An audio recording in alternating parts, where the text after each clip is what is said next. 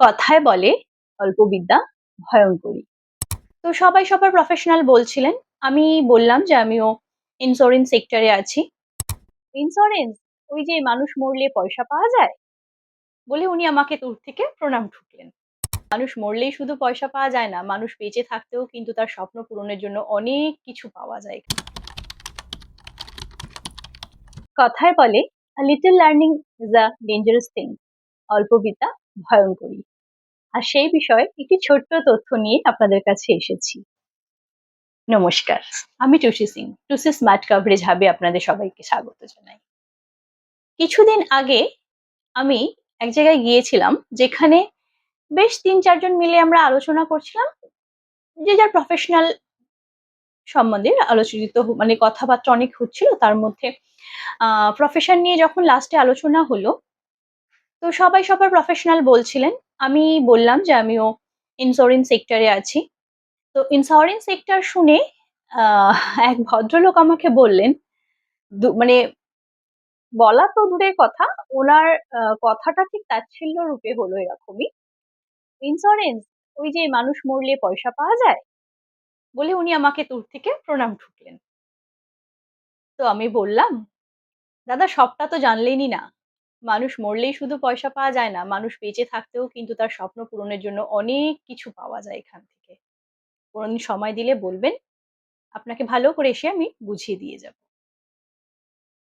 তো এই আলোচ্য বিষয়টি এখানেই যে দেখুন সবাই যে যার প্রফেশনে ভীষণ খুশি, ভীষণ ভালোভাবে তারা কাজ করেন। আমি আমার প্রফেশনে খুশি। আর ইন্স্যুরেন্স নামেই যে প্রফেশনটা আছে, এটা যে সত্যিই খুব খারাপ বিষয়, এটা কিন্তু তা না। এটা তখনই মানুষকে সাপোর্ট দেয় যখন সব মানুষ নিজের তার কাছ থেকে সাপোর্ট ছেড়ে দেয়। ইন্স্যুরেন্স শুধু ব্যক্তি মারা যাওয়ার পরেই তার ফ্যামিলিকে সাপোর্ট করে না। তার দেখা, না দেখা অনেক স্বপ্নকে বাস্তবায়িত করে তার জীবদ্দশায়। বাচ্চাদের স্বপ্ন পূরণ, নিজের রিটায়ারমেন্ট এইসব বিষয়েও কিন্তু ইন্স্যুরেন্স অনেক সাপোর্ট করে। আর যদি আনফরচুনেটেরই কথা বলা হয়, তো দুর্ভাগ্য যখন তখন যার তার জীবনে আসতে পারে। তাই না? সে বিষয়ে আমরা কিন্তু কেউই সতর্ক থাকতে পারি না বা আমরা আগে থেকে জানতে পারি না। সবটাই বলা হয় ঈশ্বরের হাতে। তো সেইখান থেকে যদি আমরা বিবেচনা করে দেখি, তাহলে আমি সেখানে বলতে পারি, যখন কোনো বাড়িতে দুর্ঘটনা ঘটে, কোনো একটি বাড়ির কোনো একটি ব্যক্তি আর্নিং মেম্বার যদি তার সবকিছু ছেড়ে তিনি এই পৃথিবী থেকে চলে যান, তখন তার পিছনে ফ্যামিলি মেম্বার্সরা যখন যা সাফার করে তার ভাগ কিন্তু কেউ নিতে আসে না। কেউ কিন্তু জানতেও আসে না যে তোমাদের সংসার কি করে চলছে, তুমি তোমার ছেলে-মেয়েকে কি করে মানুষ করবে, তোমাদের অসুবিধা সুবিধা হলে আমরা কিন্তু পাশে আছি। তখন শুধু ২ ধরনের মানুষ আসে তার সঙ্গে সাক্ষাৎ করতে। সেটা হলো যদি তার ফ্ল্যাট, গাড়ি বা কোনো লোন থাকে তার রিকভারিরা।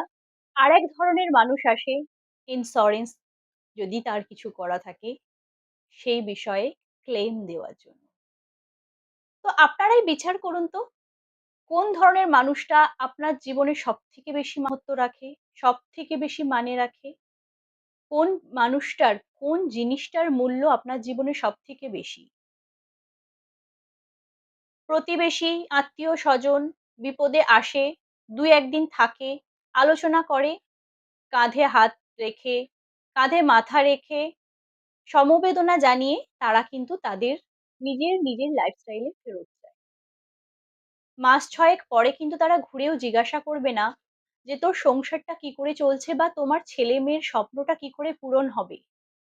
সেইটা কিন্তু একমাত্র করে এই তাচ্ছিল্য ভাবা প্রফেশনটা যেটা হলো ইন্স্যুরেন্স, লাইফ ইন্স্যুরেন্স। তাই আপনাদের সবাইকে অনুরোধ জানাচ্ছি যে কোনো বিষয়, কোনো প্রফেশনের বিষয় কিন্তু আপনারা যা তা বলার আগে বা কোনো তাচ্ছিল্য রূপে ব্যঙ্গ করার আগে একবার কিন্তু ভেবে দেখবেন। আপনার পিছনেও হয়তো অনেক কিছু আ লোন বা অনেক কিছু ক্রেডিট থাকে।